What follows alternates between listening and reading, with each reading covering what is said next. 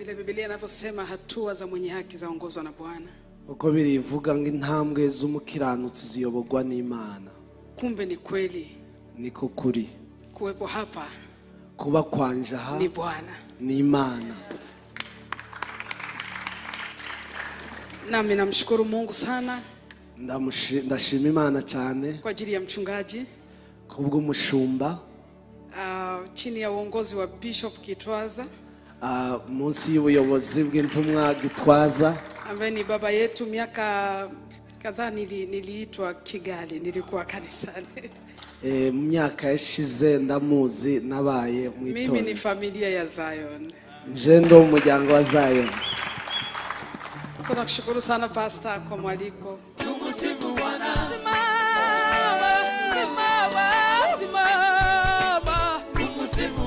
Tumsifu Bwana, tumsifu Bwana, tumsifu Bwana.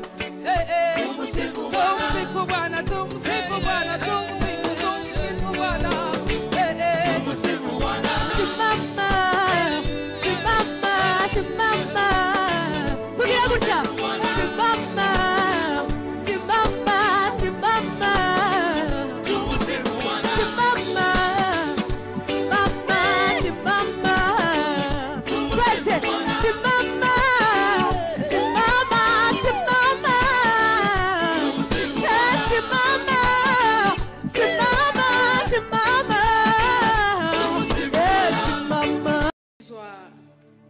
Miaka 3-5 nyuma kwamba lini utakuwa pale, nisingekuwa na jibu.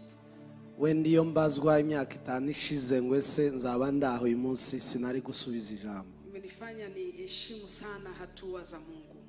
Byatumye nubaha cyane intambwe z'Imana iduha. Vile Biblia inavyosema hatua za mwenye haki zaongozwa na Bwana.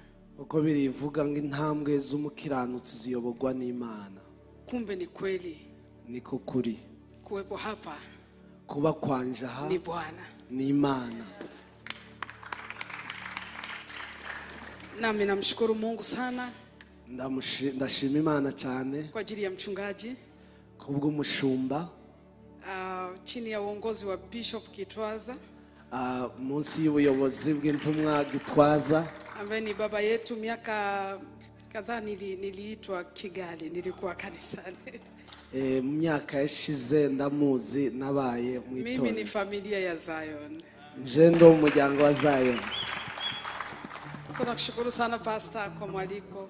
Ndashima pastor kubwo ubutumire. Asante kubali kumtumikia Mungu katika nchi ya ugeni. Ndabashimiye gukorera Imana mu gihugu cy'amahanga. Kuna wengi wamekuja huku wakaona kumtumikia Mungu ni kupoteza muda. Hari benshi bageze ino babona gukorera Imana no gutumwanya baza gushaka wewe faranga. pamoja na familia yako na familia wa Kristo mkakubali kumtumikia Mungu. Ariko umushumba n'itorero n'imiryango yanyu mwemeye guhagarara ngo Kwa ajili ya mukorere hilo tu.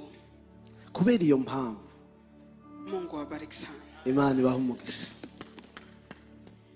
Salamu nyingi kutoka Tanzania. Isalamu kuva Tanzania. Intasho kuva Tanzania. Kati ninajua nitakuwa hapa nimeongea na watu nikasema oya mtakuwa Zion. Abantu benshi bari bazi konza kuba muri Zion mu. Tanzania na Rwanda sisi ni ndugu wa damu. Tanzania ni Rwanda turabavukanye. Alafu mbaya kabisa mimi kutoka Kigoma na Rwanda damu. Jewe yomva Kigoma no mu Rwanda ni hafi turavuka. Amen. Amen. Nasikia niko nyumbani. Amen. Ndi muhira. Ni vile tu siko tu frequently na lugha, so I'm sorry. Ururimi rwanyu sinduzi neza ariko. Hallelujah. Amen. Ndugu zangu waliposikia niko hapo wamekuja kunitembelea na akasema tutaenda na kanisani. Bene data baje ngo tubane mu itorero. Amen. Mimi mtu yote ukinichokoza tunaenda na kupeleka kanisani. Jewe yumvugishije nta handi ngo twara mu itorero. Ukasirikie mbele huko. Nurakara wameokoka na wanampenda Yesu sana. Ariko barakijijwe bakunda Imana. Kanisa la Mungu na uongozi wa kanisa ninawafurahia sana na wapenda. Mungu awabariki. Ndabakunda. Imana ibahe umugisha. The team and the praise team, worship team, Mungu awabariki sana. Imana iheze umugisha worship team. Amen. Amen. Mara baada ya kusema maneno hayo tunaweza kumwabudu Mungu. Hallelujah. Twatangira tukaramya Imana.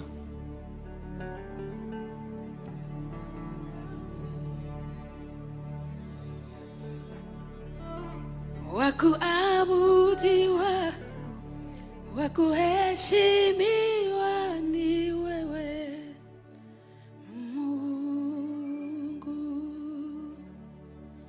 wakupewa sifa na utukufu ni wewe Mungu.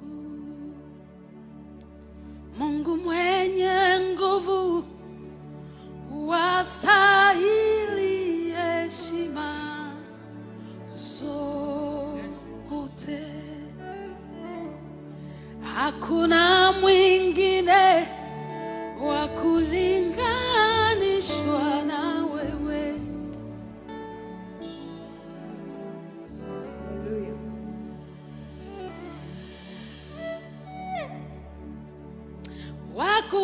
Wakuabudiwa, wakuheshimiwa ni wewe Mungu, wakupewa sifa na utukufu ni wewe Mungu. Mungu mwenye nguvu, wastahili heshima zote. Hakuna mwingine wa kulinganishwa na wewe Mungu, wakuabudiwa,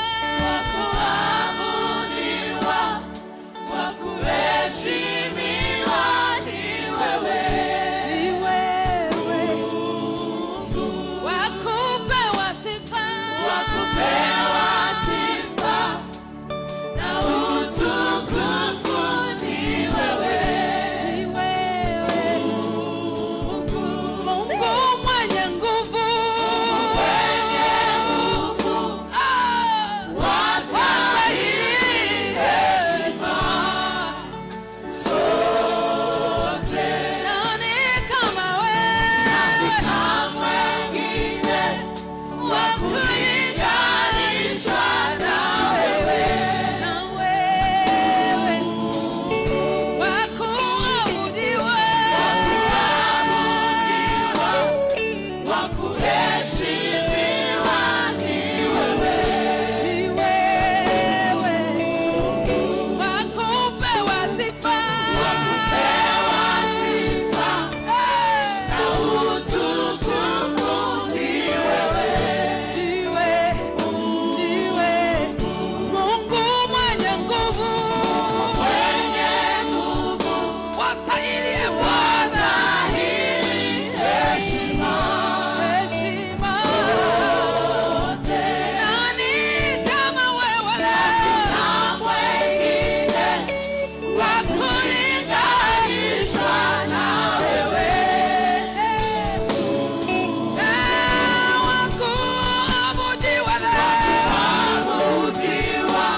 kuabudu Mfalme, wakupewa sifa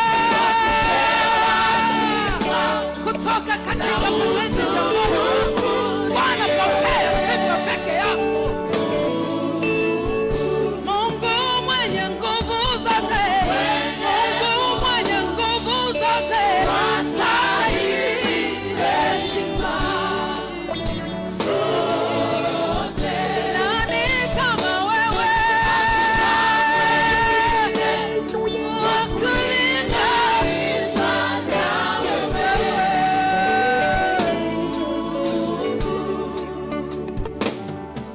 Umesema wewe, jina lako liko niliko, ndiwe unafanya mambo yaliyo juu ya fahamu zetu.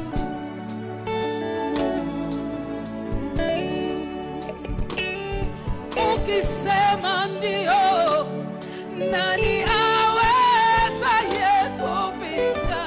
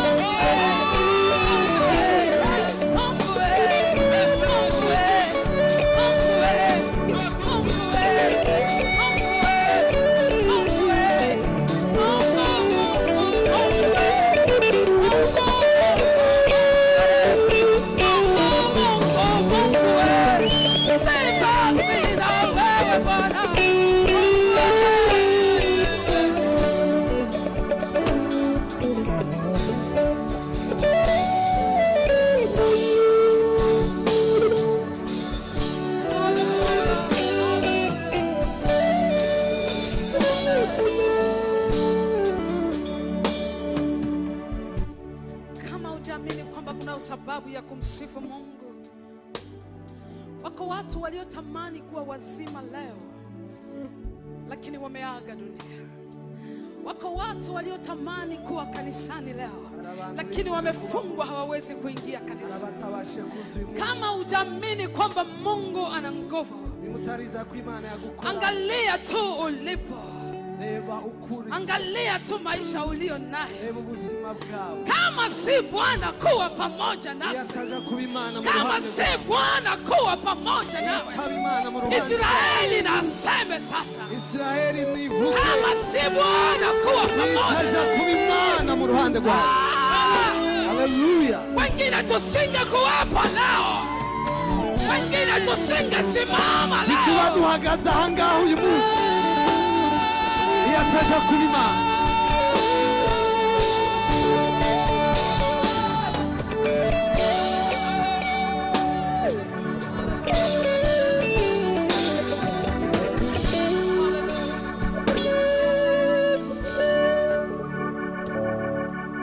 Uzima wetu uko mikononi mwako Mungu. Unawapa nguvu wanyonge na wadhaifu Mungu. Unawanyeshea mvua wema na waovu Mungu. Mwanadamu nani wa kulinganishwa na wewe Mungu? Nani mwenye nguvu naye asimame mbele yako Mungu? Wako abudiwa leo, wakuheshimiwa ni wewe.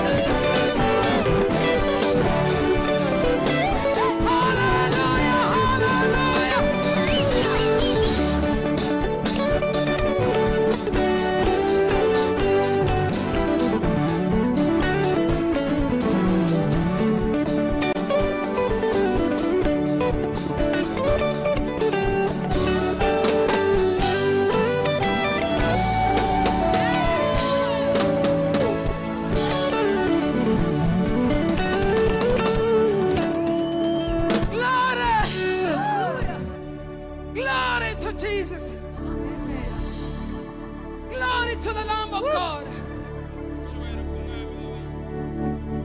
Hallelujah. Hallelujah. Hallelujah.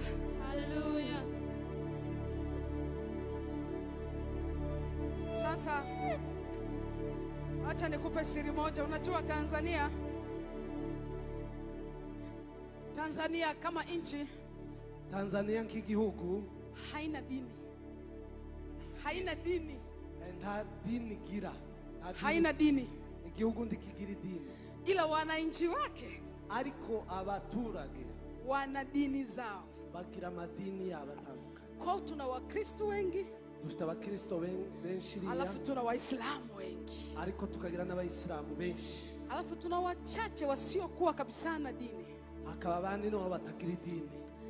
Wachache wapagani. Bakeya cyane babapagani. Lakini wawili wakubwa, Wakristo wengi na Waislamu wengi. Ariko abakomeye na abakristo benshi n'abayisilamu benshi. Kwa sasa ile kitu huwa tunafanya, Rero icyo tuzadukora nk'abanyagihugu, ndio upande wa pili wajue Wakristo tupo. kugira ngo bene data b'abayisilamu bamenye ko duhari. Na hatupo kinyonge, tupo na nguvu. Kandi ntiduhari nk'abacitse intege, ahubwo dufite imbaraga. Tunafanya ili wajue tupo.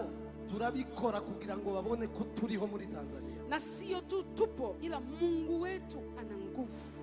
Kandi si uko turiho gusa, ahubwo kuko Imana yacu ifite imbaraga. So when you see me doing something with all the power, Iyo ubona maye nkora ibi nkoresha imbaraga zanje, it is because I am meant in a situation where there is always opposition. ndi umuntu ukorera Imana kubera ko nzi ko mba mfite ibingwanya There is byinshi. always opposition. Hariho ibingwanya byinshi. Kuna msemo unasema Hari ijambo bazavuga mu Kiswahili usifurahi kwamba unakimbia, ngo ndiwiruke ko uhaye wiro, ngo mshukuru hata anayekukimbiza. ngahubwo wishimire na wa wundi uhaye kwirukana. For you to become greater, Wewe kuba umuntu ukomeye, for you to become a king, wewe kuba umwami, for David to become a king, kugira ngo Dawudi abe he umwami, should thank his Goliath. agomba gushimira Goliyati wiwe. Yes. So we have our own in our situation, in our environment. Nukuvuga tufite ba Goliyati mu buzima bwacu bwa buri munsi. So when we go before the Lord, Rero iyo tuje imbere y'Imana, hatuna mawazo mawili. tituzana ibitekerezo bibiri, ni kimwe.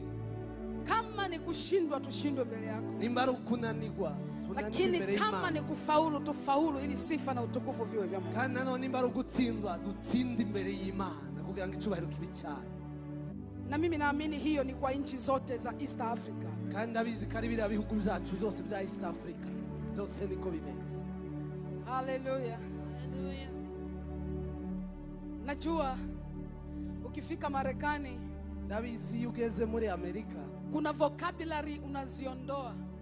hariho amagambo amwe uza wikuramo. Hello. Muranyumva? Tell your neighbor vocabulary. Amajambo amwe uyikuramo. There's some vocabulary you are not using here. Hari amagambo amwe udakoresha hano muri Like kigo. remember me, Ngo is somewhere unyibuke, awkward. unyibuke, Inakaa unyibuke. why? Kubera iki? You have everything. Ufite byose hano, Everything. byose urabifite. But let me remind you Ariko reka something. nze nkwibutse. The moment you get $1,000, Mu gihe ufashe igihumbi cy'amadolari, immediately there is a need of $1 million. hahita haza ibyifuzo The moment you get $10,000, mu gihe ubonye amadolari ibihumbi you 10, automatically change to the need on $1 million. uza uhita ugira ibyifuzo byifuza So that, amadolari don't tell me you have everything. ntukigere uvuga ngo ufite byose. Even if you ignore, but the need is there. Nubwo wowe bivuga ariko I ndabizi know ko- you might have everything here, but your brothers and sisters back in Africa, they need.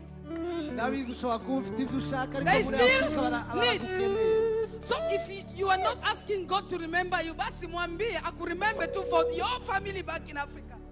Nimba warageze aho usubizwa ku buryo utobwira Imana ngo unibuka, ahubwo bwira Imana yibuke Hata bene kama wanyu. baba na mama wamekuja, kuna wale uncles and aunties wa auntie.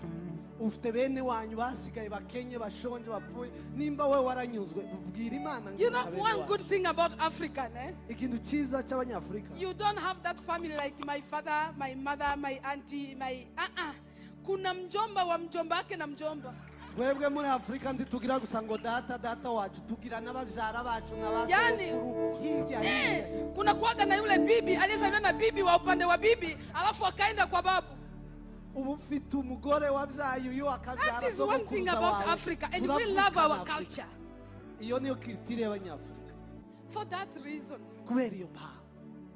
can we just go to the Lord and tell him, remember me tonight. Remember me tonight.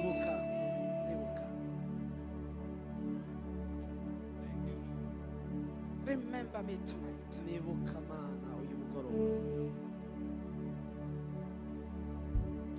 Remember me tonight.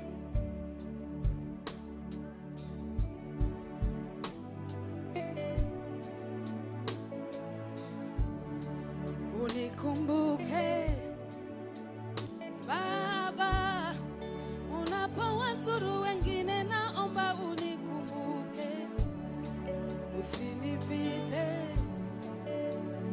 Yesu. Unapowazuru wengine, naomba unikumbuke, unikumbuke Baba. Unapowazuru wengine, naomba unikumbuke, usinipite Yesu. Unapowazuru wengine, naomba unikumbuke, unikumbuke, unikumbuke, unikumbuke, unikumbuke, unikumbuke Yesu, naomba unikumbuke Baba, unikumbuke, unikumbuke, unikumbuke, unikumbuke, unikumbuke Yesu, naomba unikumbuke Baba, unikumbuke, unikumbuke, unikumbuke, unikumbuke, unikumbuke Yesu, naomba unikumbuke, usitupite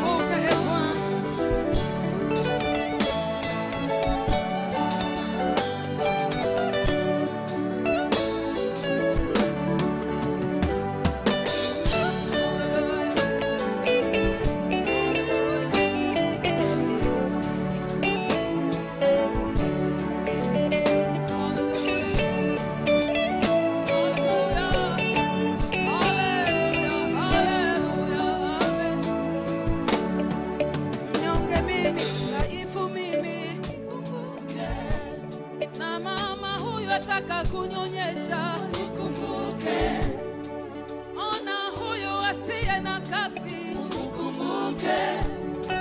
wajane na yatima wanalia, Ukumbuke. kijana huyu ataka mwenzi, Ukumbuke. na mwingine huyu ataka elimu.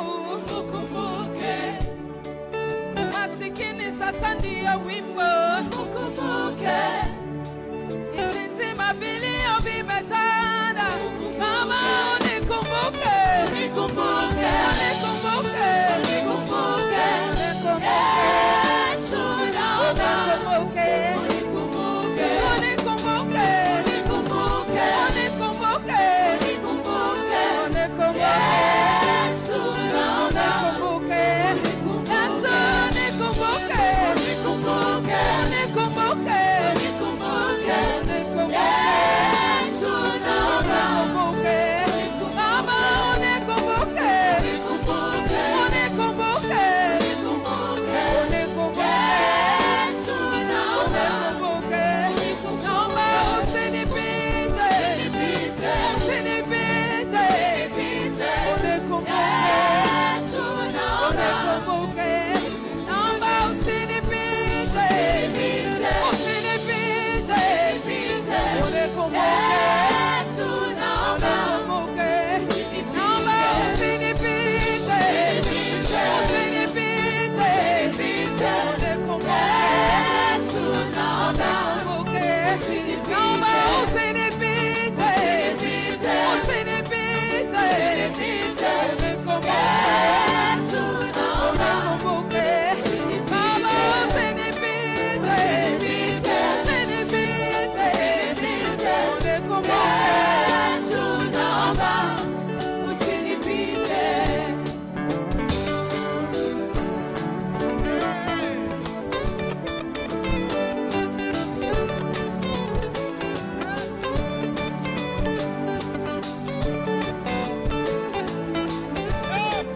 Mwambie Bwana kukumbuke, mwambie Bwana kumbuke nyumba yako, mwambie Bwana kumbuke familia yako, mwambie Bwana kumbuke nchi yako. Simama hata kwa ajili ya taifa lako, mwambie Bwana kumbuke watu wako, mwambie Bwana kumbuke taifa hili, mwambie Bwana kumbuke nchi hii. Bwana mwenye nguvu anaweza kubadili hata yale yaliyoshindikana. Bwana mwenye nguvu anaweza kutenda hata yale yaliyoshindikana. Mwambie Bwana kukumbuke.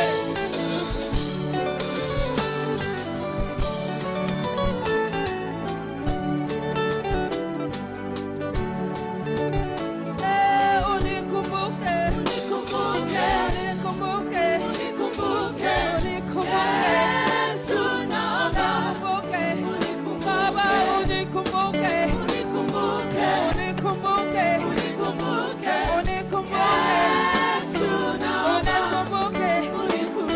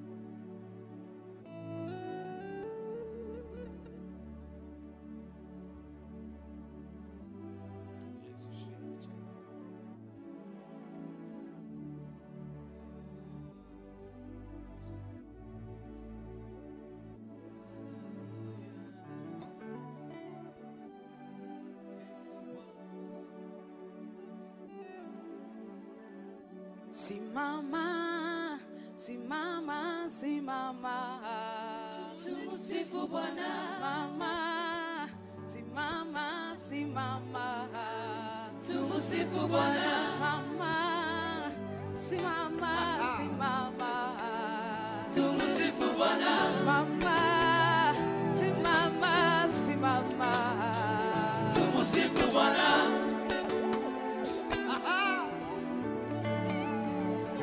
Hebu fanya exercise kidogo.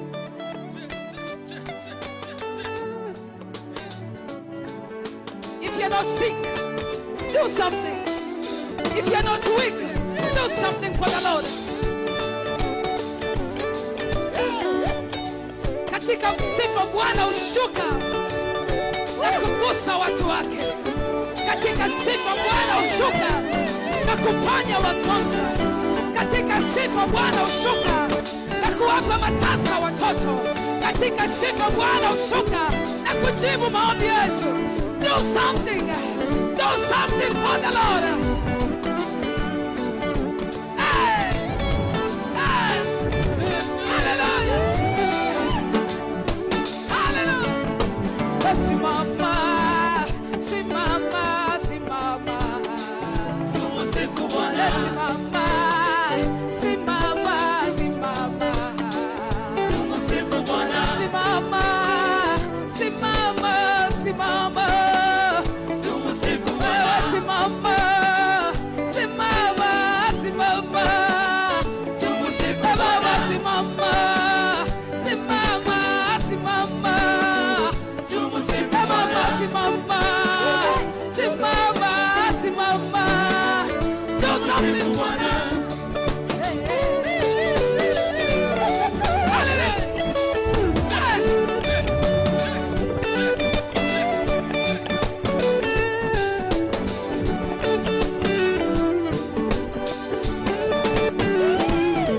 You can do something for the Lord. If you cannot sing, you can dance for sure. If you cannot dance, you can scream for sure. Do something for God. Ah, la, la, la, la, la, la, la, la, la, la, la, la.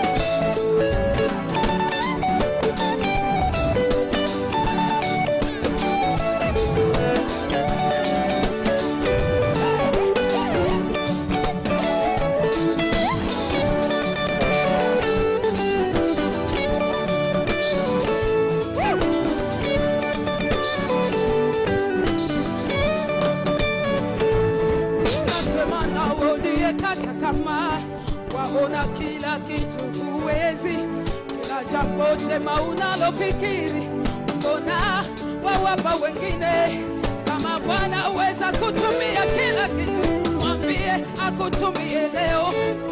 Ni moyo na maisha yako yote, na wala si nusu, akutumie vile apendavyo. Mwambie nitumie Bwana leo hii na wala si kesho. Leo hii piga kelele kwa Bwana.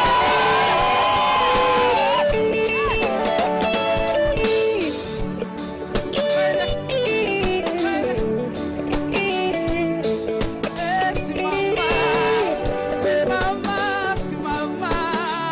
Tumusifu Bwana. Simama, simama, simama. Tumusifu Bwana. Simama, simama, simama. Tumusifu Bwana. Simama,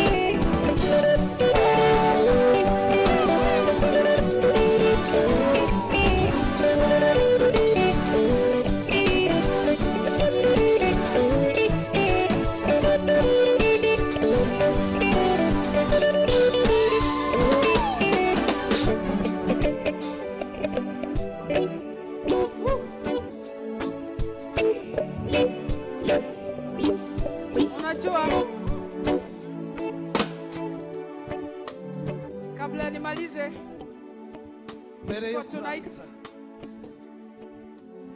napokuwa mbele za Bwana, iyo ndi mbere y'Imana tumikia Mungu gukorera na watu wengi kama hivi. abantu benshi bangana gutya. I'm sorry to say this. Murani hanganira kuvugira ijambo. I never see people. I only see you as angels. Ntabwo mpaye mbona abantu, ndabona mwe nk'abamarayika b'Imana. Kwa ule mtu atasema, sasa hapa ndafanyaje? I don't know who you are. I see you an angel. Ndakubona gusa So I see ukuri the kose church full kakubona of kamera. angels. Nabona itorero ryuzuye abamarayika. And that's the only way you can do it. Praise and worship. That's the only way you can do it. Bila kuangalia who is watching. Ya abaramyi ico mugomba kuzamukora nukumenya ko ababica hari abamarayika niho waramya neza. Kuangalia pastor atanionaje? Ariko iyo uzatangiye kubona pastor arandeba. Sasa baba, sasa unajua. Umuvyeyi Don't akarambona. look at them because you are before the Lord. Ntukareba abantu, turi imbere y'Imana, tureba Imana. Everyone in the room is an angel. Twese muno turabamarayika b'Imana. So when you dance, you don't dance for them. Rero iyo uhabyina ntukabyinira abantu. Before God Byinira Imana yo and His angels. n'abamarayika bayo. Unasikia? Abarinzi mwanumva. Simama, simama. Tumusifu Bwana. Simama, simama. Tumusifu Bwana. Simama, simama, simama. Tumusifu Bwana. Simama, simama, simama.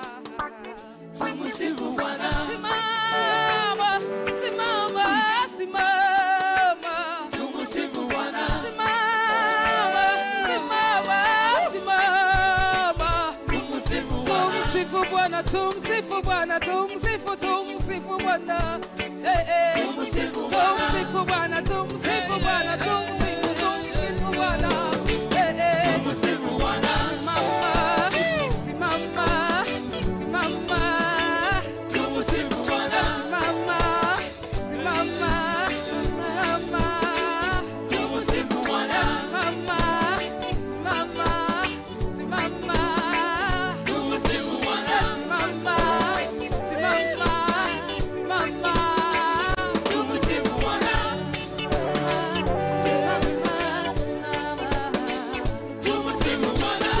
Tumusifu Bwana. Tumusifu Tumusifu Bwana.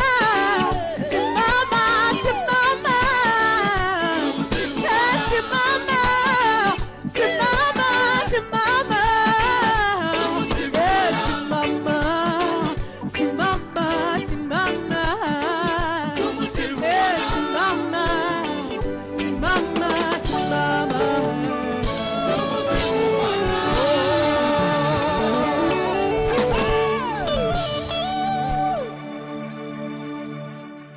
Hallelujah. Hallelujah. Hallelujah. Nafurahi sana. Amen. Hallelujah. Hallelujah. Hallelujah. Na usikia uwepo wa Mungu hapa. Hallelujah. Ndumva kubaho kw'Imana aha.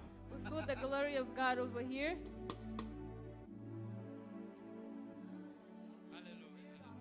Umuco w'itorero ryacu In the culture of our church, iyo twatumiye umuntu when we welcome a person, tumukorera ibintu byose. we do everything for her. Turamucumbikira, We give her a place to stay. turamugaburira, We feed her. tukishura ticket. We also pay for the ticket. Ibyo byose turabikora niko We bigenda. do all of those things. Niwo muco twatojwe n'itorero That ryacu. is the culture we've been told by our church, Ndetse n'umushumba wacu. but also our senior pastor. uyu mubyeyi wadusuye This mother who came to visit us, nta kintu na kimwe twatanze, we didn't give anything. nta kintu na kimwe mwumve ngo twatanze. We didn't give her anything. Yari mu biruhuko, She was in her time for rest, vacation. yari muri vacation. She was on a vacation. Dutungurwa no kumva umushumba atubwira ngo nitumwakire, araduha iminsi 2. We were surprised to hear from our senior pastor telling us to welcome her. She's going to be here with us for 2 days. Ariko murumva presence iri hano, Do murumva you ubwiza feel the bw'Imana presence of buraha. God over here? Ibitaramo ategura ntitwabona amafaranga yo kubyishura, Most of the concerts she organizes, ariko we don't have yatanze money to ituro pay for her. ridasanzwe ryo kuduha uyu mugoroba. But she came here. Mureke tubibe muri no mbuto muri calling cyangwa se uyu muhamagaro Let wiwe. us gain something from her calling, of her being over Tugire here. ikintu dutanga kugira ngo tumugurire amazi. Let us give something so that we may buy water for Umwanya her. araza kugaruka, After a while, she'll be back here. ariko reka mbasabe ikintu kimwe. But let me ask you one thing. Turashaka gufata ituro rye, apana ituro ry'itorero, ituro tubibe muri uyu muhamagaro. Can we give her an offering for her calling? Ndagira ngo ubwire ugiye kubiba mu butaka bwiza, I'm telling you, you're going to offer in a kandi good Imana place. igire Imana sow igira into ibyo a good yibuka, igira ibyirema mu buzima bwawe. And may God remember something from you Mu as you gihe sow Azafu igiye into kudufasha her mu calling. ndirimbo, As Azaf is about to help us in one song, protocol igiye kuzana uburyo dusanga dutura. the ushers are going to bring baskets as Dufite we always telefone, offer. We have phones. dufite ibiseke hano, We have baskets over here. ndetse dufite na online giving. We also have an online giving. Baze kudushiraho namba, There are numbers over there. tubibe muri uyu muhamagaro, Let us sow into her calling. kandi Imana iraza kubaha umugisha. And God will use you. Nyuma yaho ngaho kugira And ngo after aruhuke, that, as she rests, turaza kwakira ijambo rigufi gusa gatoya. we're going to hear a small word. Arimo kuruhuka, As she's resting, yatubwiye ngo araza kugaruka kandi. and then she'll be back afterwards. Hallelujah. Hallelujah. Haracyari ibintu byiza twateguye muri uyu There are mugoroba. many other Mwuka rero things yateguye ku which are bwacu. still going to happen. Azafu, Azaf, uriteguye? are you ready? Amen. Amen.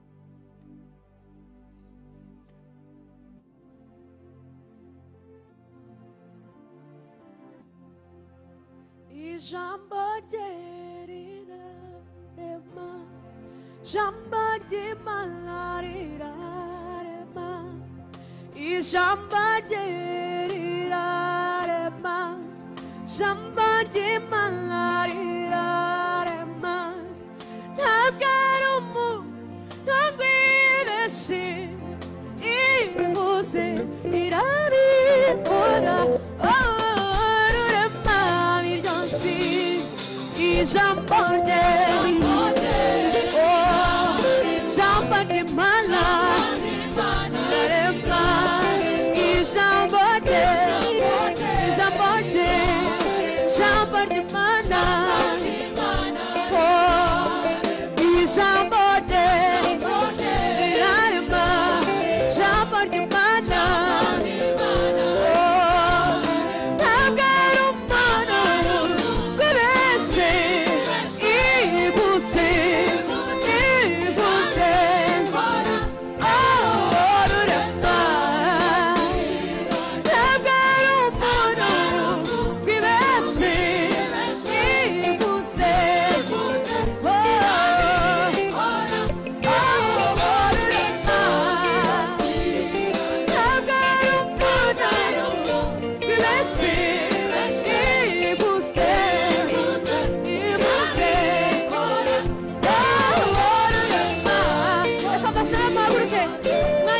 dufatikanye muri aka kanya.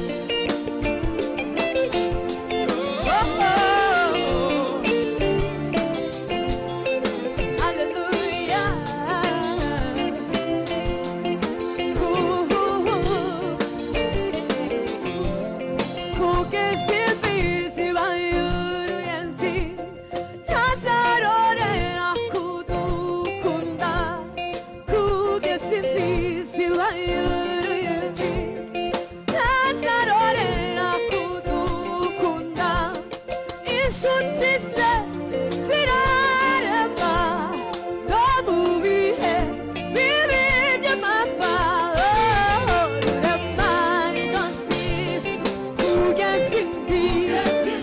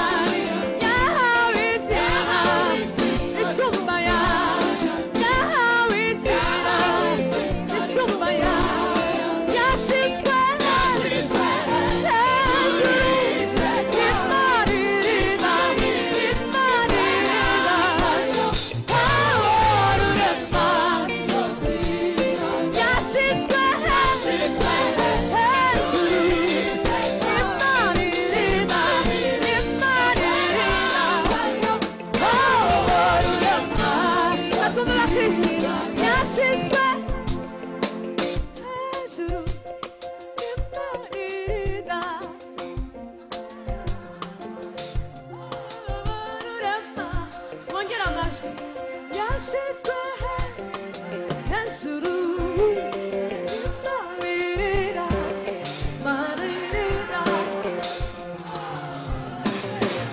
oh yashyizwe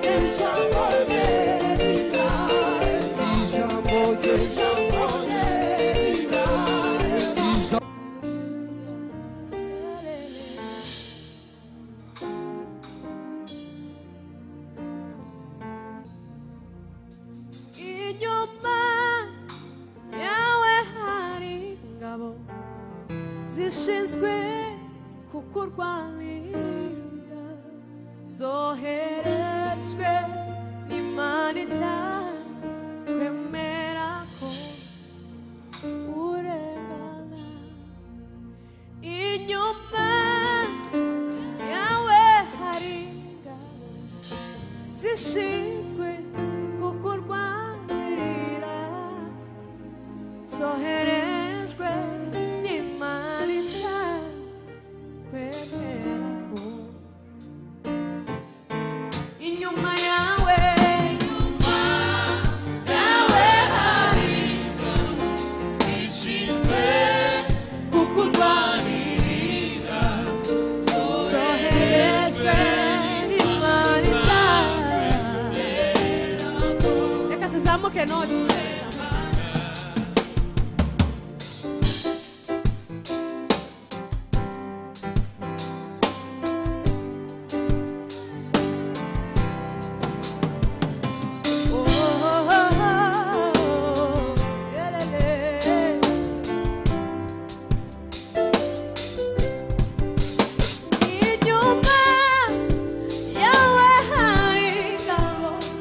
zishinzwe kukurwanirira zoherejwe n'Imana itakwemera ko urengana inyuma yawe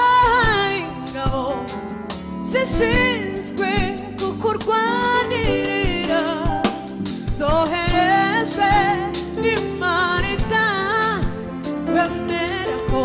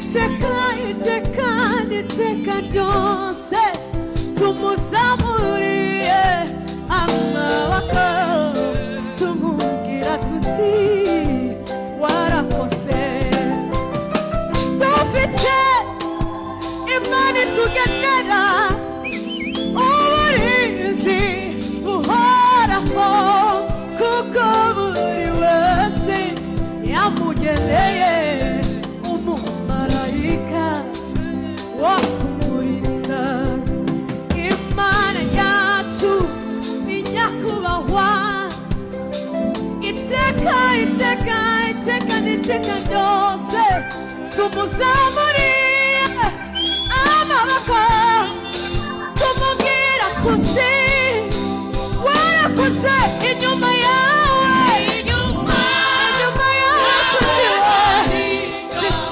we zishinzwe zoherejwe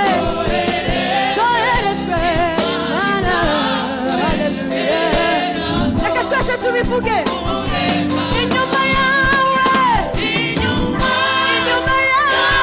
hari ngabo kuturwanirira zoherejwe Mana reka twumve n'abakristo nawe inyuma yawe zishinzwe kukurwanirira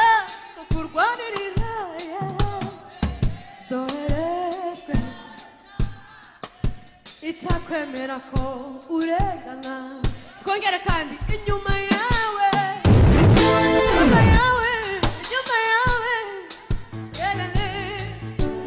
haleluya zoherejwe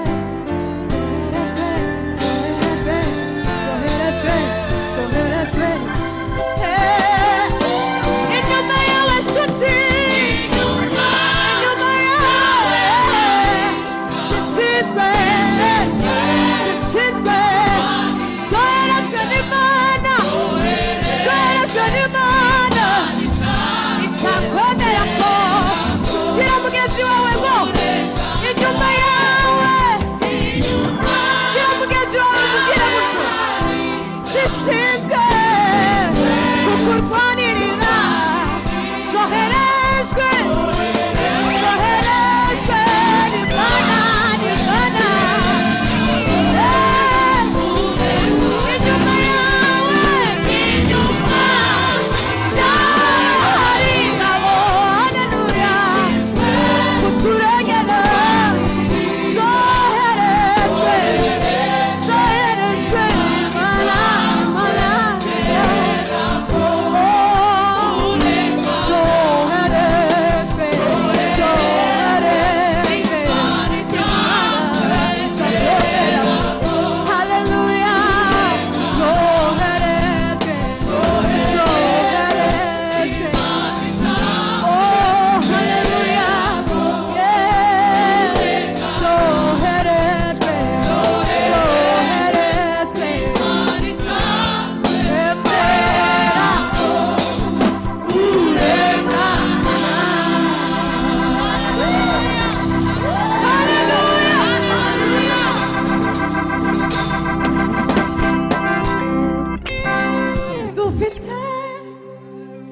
Imana tugenera uburinzi buhoraho kuko buri wese yamugeneye umumarayika wo kumurinda imana yacu ni nyakubahwa iteka n'iteka ryose tumuzamuriye amaboko tumubwira tuti warakoze inyuma yacu hari ingabo zishinzwe kuturwanirira zoherejwe Imana kwemera ko vuga gutya inyuma yawe inyuma yawe shima Yesu zishinzwe warakoze mwami Yesu zoherejwe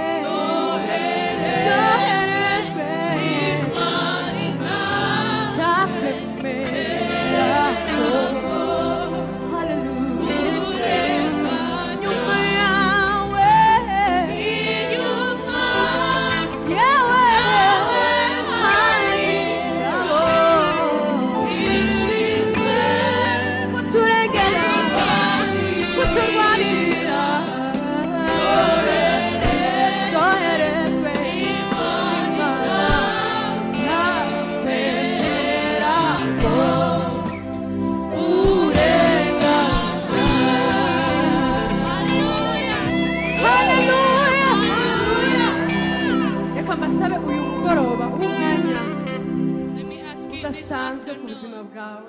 This is not a normal moment in your life.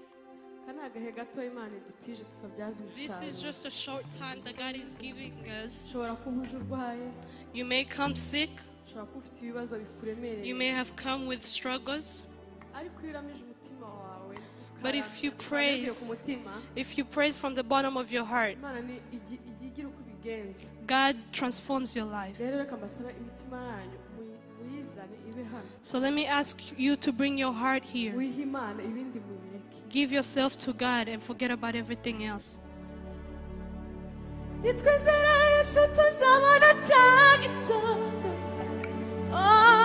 gitondo gishacu ubugingo n'umunezero tuzamubona maze tubeho turirimba indirimbo nziza y'amase n'umwana w'intama nitwizera Yesu tuzabona ca gitondo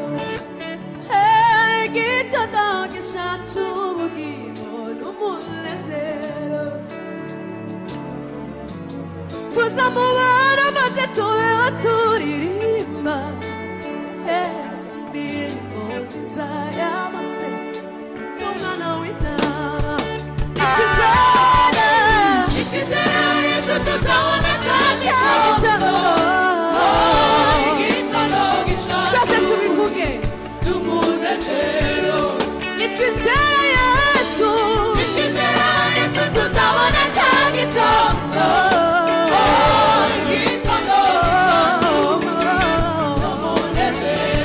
nitwizera umwami Yesu tuzabona ca gitondo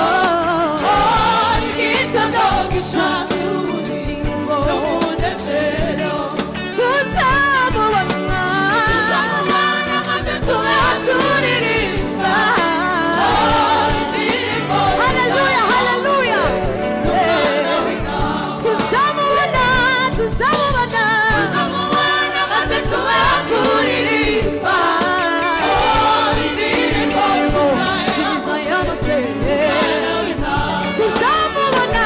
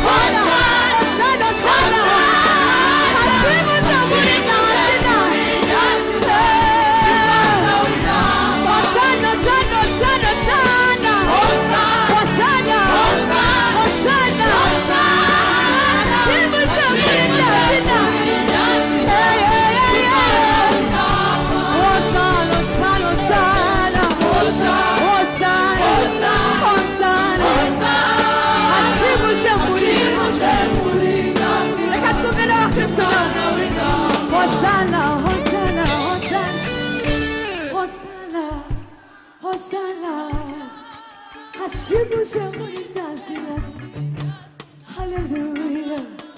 Hosanna, Hosanna, Hosanna, Hosanna, Hosanna, Hosanna, Hosanna, Hosanna, yeah.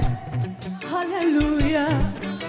Hosanna, Hosanna, Hosanna, Hosanna,